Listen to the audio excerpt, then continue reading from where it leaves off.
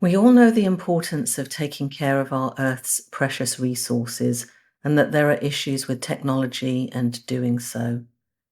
Electric cars, anything with a lithium battery, isn't helping the environment as much as the green wordsmiths would love us to believe. When looking at the cobalt mines in the Congo and the electricity in the US is generated primarily by coal powered plants, it shouldn't have shocked me so much to read a recent article by the Associated Press about the insane amount of water required for us to use artificial intelligence, like ChatGPT. Think big tech, think California. Des Moines, Iowa doesn't really sound like the place you'd imagine generative AI developing, but a huge Microsoft data center is located there. Microsoft's a mega moolah funder of OpenAI, whose ChatGPT generates away amongst the Iowan cows and cornfields.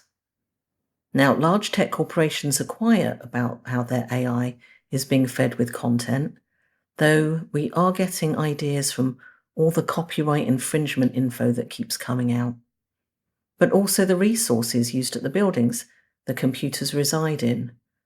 Once you know that for 5 to 50 prompts or questions in ChatGPT, depending on the server locations and the weather there, about 16 ounces of water is required. It doesn't take much of a visual for that whole pallet sitting outside your local gas station to go bye-bye, does it? It makes one reconsider being so laissez-faire about hitting ChatGPT's generate button. What the hell? It's no surprise then that Microsoft disclosed its water consumption around the globe spiked by 34% from 2021 to 2022. And when you think that 1.7 billion gallons, or more than 2,500 Olympic-sized swimming pools of water, were used in that time frame, it makes you reassess how we're all using AI. It's everywhere, whether blatantly or quietly behind the scenes. If you're a marketer like me, you can't get away from AI. All the SaaS tools are loaded with it, from Canva to Notion, and innumerable other cloud-based services. Google's not much better than Microsoft when it comes to water usage. They reported a 20% growth in their water use for the same period, 14% less than Microsoft, but still way too much. And they're not the only companies, so it's kind of scary that a precious resource like water is being guzzled around the globe in large data centers. While we're talking about large data centers, the NSA's massive data center in Utah has pretty much gone dark on its water usage.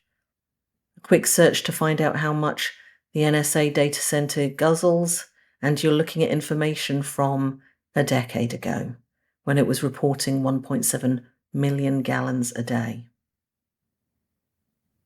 AI's need for water is really the same as any data center's need for water.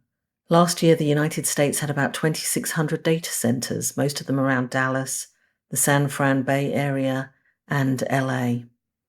Some don't use as much water as others, according to reports, but when we have droughts and farming being affected by a lack of water, it really makes you think about how important it is to be able to take a bite rather than use up a bite.